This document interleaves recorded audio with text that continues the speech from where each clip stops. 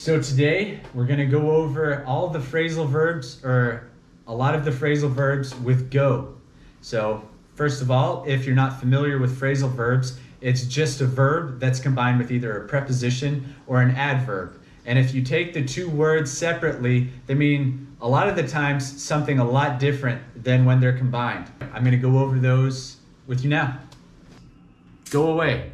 So sometimes I really wish that Hans would just go away. This means I want him to just leave permanently. I don't want him to come back.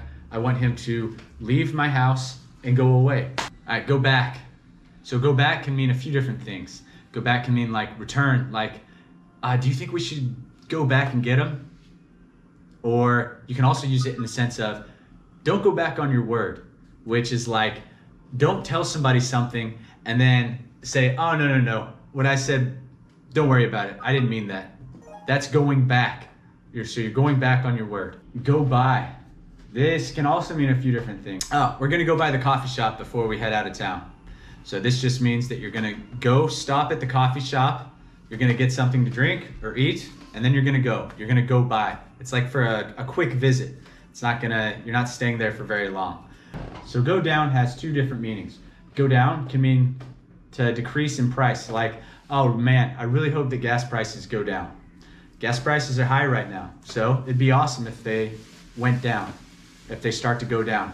Or in the US and maybe some other countries, we say if we're going anywhere that's south of where we currently are. If we're going on vacation, let's say you live in North Carolina and you want to go to a vacation in Florida. Your friends might ask, did you go down to Florida last week? Are you gonna go down to Florida next week? So you go down, you're here up north and you're going down south. Go for. This has a few different meanings, but the one I want to share with you is like when you go for something, as in like, I'm gonna go for pizza tonight, or do you want to go for a beer? We use this in America all the time. So if you're visiting a friend, an American friend, and they ask you to go for a beer, they just want to go to the bar and grab a beer with you. Go into. This is to talk about something in detail. Like if someone asks you about something and they want to know the specifics of it, you might say, well, I don't really want to go into that right now. It might be too detailed, meaning you don't want to go into the details of whatever topic it is. Or go off. So this one probably has the most. Go off can mean to, like an alarm clock. Your alarm clock goes off at 6 a.m., meaning your alarm clock ding, ding, ding, ding, ding, or whatever noise it makes. That's not really the noise of an alarm clock. And then you can go off as in a bomb can go off. Like explode. Oh wow, the bomb is gonna go off in an hour if we don't stop it. Also, this means to get very angry. If someone says, oh, she is gonna go off when she finds out. This means she is going to, also like a bomb, explode. She's gonna be very angry. So if someone went off on someone last night, that's a bad thing. It means they were yelling at them, very upset. Go on. This can mean just to continue, or I'll share the next one with you. So for instance, in this context, if someone says, oh, please, go on. That means, please keep talking, tell me more. And go on in another context can also mean to happen. So if someone says, what's going on? It's like similar to what's up. We say this in English all the time. Like, what's been going on, or what's going on, what has been going on. You've probably heard this tons of times. This just means what's been happening, or what's going on tonight? What is going to happen tonight? It's like, oh, is there something, an activity, an event, something that we can do? What's go out? So the two meanings here. The fire went out after it rained. Then we have it in the context of like a social gathering. I think I'm gonna go out tonight. This means that you're gonna go meet up with friends, go to a social activity, party, bar, something like this. And it also means go out with.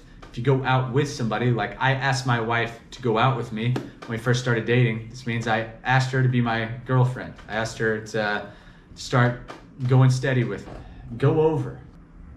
The first meaning of this can be to review. So did you go over the notes last night? Because we have a big test today. So this just means you went over and read all of the notes, to go over. In the next context, it can mean to be accepted. Did you give the proposal yesterday? Yeah, and it did not go over very well. This means that whatever proposal they were giving was not accepted. If it didn't go over well, people did not like it. Go through. If you've been through things in your life, this means that you've had some pretty traumatic experiences. No one is going to use this in the context of something good. I went through a great time in my life. It's not used like that. It's like I went through a terrible time in my life. I went through some traumas. I don't want to go through that again. That means they don't want to experience that again. So to go through in the context of a life experience is always associated with something negative, a trauma or something like that. Go with. This can have a few meanings. One of them is to match, to align with something. Like my wife might say, your shirt does not go with your pants. This means that I'm wearing a shirt and then the pants don't match the shirt. I need to change. Luckily, I don't hear this too often because she's kind of taught me, but to accompany a person, to go with somebody. Like, oh, are you gonna go with them to the store? Are you gonna walk with them or drive with them when they go to the store? And the last one we have is go without. To go without something means to be without something. So, for instance, a human cannot go without water for more than 3 days. Or at least that's what I've heard. I'm sure there's somebody out there who's gone much longer, but most of us cannot go without water for 3 days. It means that we cannot sustain ourselves, we cannot be without water for more than 3 days. That wraps it up for the phrasal verbs with go. There are definitely more meanings for some of those phrasal verbs, but if I went over every single meaning of every phrasal verb with go, it would take me a long time and you guys would probably get bored of the video. So I just tried to go over the most commonly used ways, and hopefully you guys are able to understand more clearly how natives use this and maybe even incorporate it into your daily life. So please let me know in the comments below if you guys enjoyed this video, what kind of videos you'd like to see in the future, and have a great day.